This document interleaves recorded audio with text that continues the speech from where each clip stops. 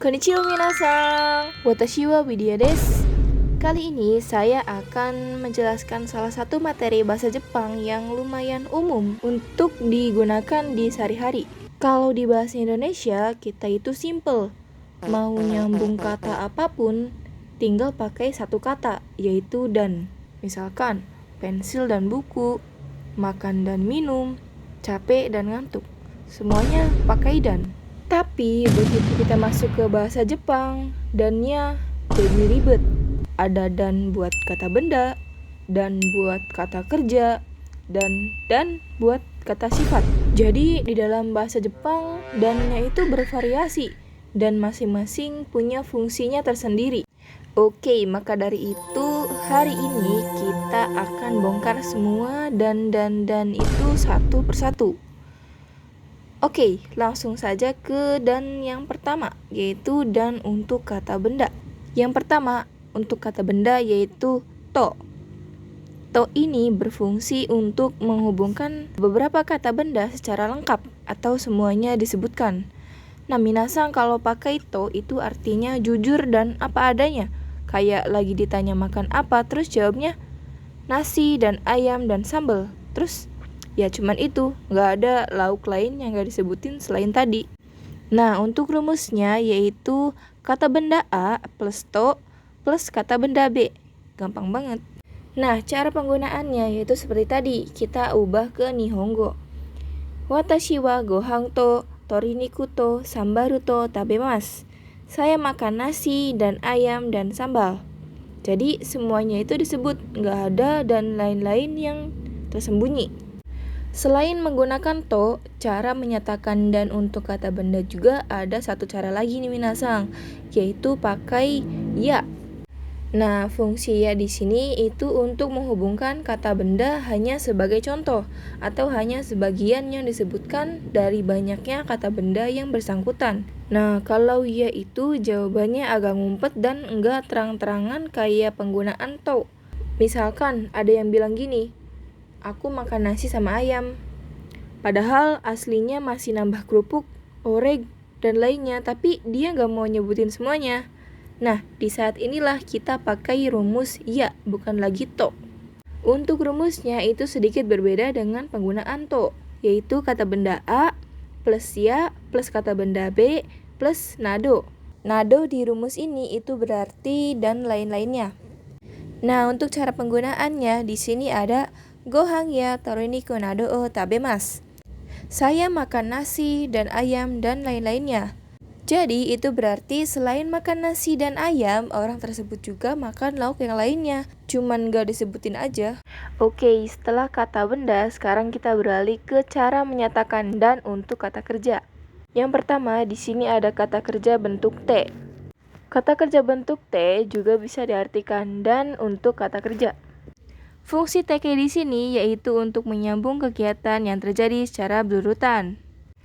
Nah, kalau pakai T itu kayak cerita rutinitas. Satu selesai dulu, baru lanjut yang lainnya.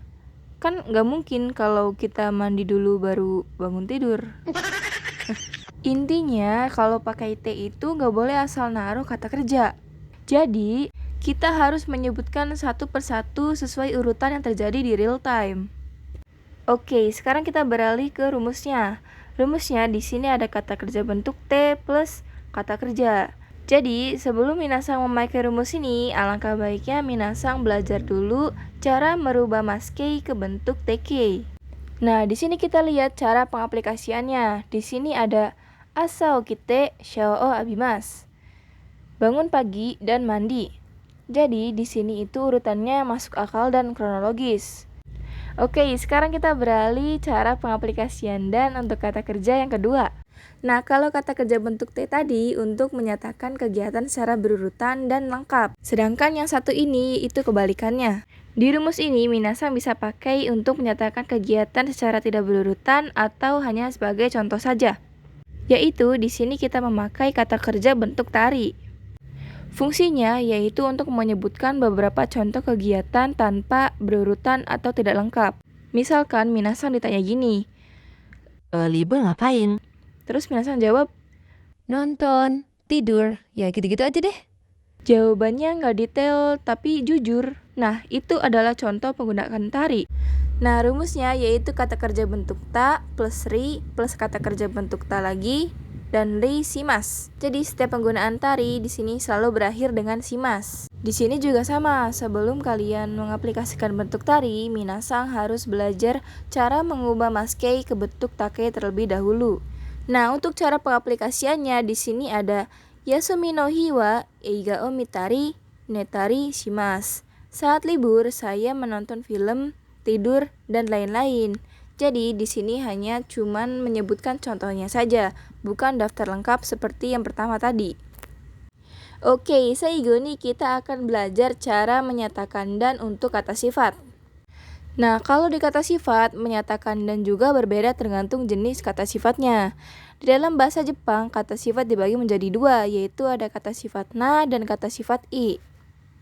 Oke, yang pertama kita akan belajar cara menyatakan dan untuk kata sifat na, yaitu dengan ditambah de. Jadi, fungsi de di sini yaitu untuk menghubungkan beberapa kata sifat na. Di sini, kalau ketemu kata sifat na, nanya itu disuruh pulang dulu. Gantinya pakai de supaya bisa gandengan sama sifat berikutnya.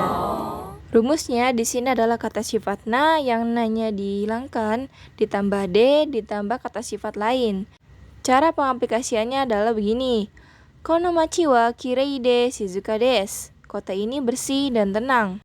Yang terakhir di sini kita ada cara menyatakan dan untuk kata sifat i, yaitu dengan menghilangkan i diganti dengan kute.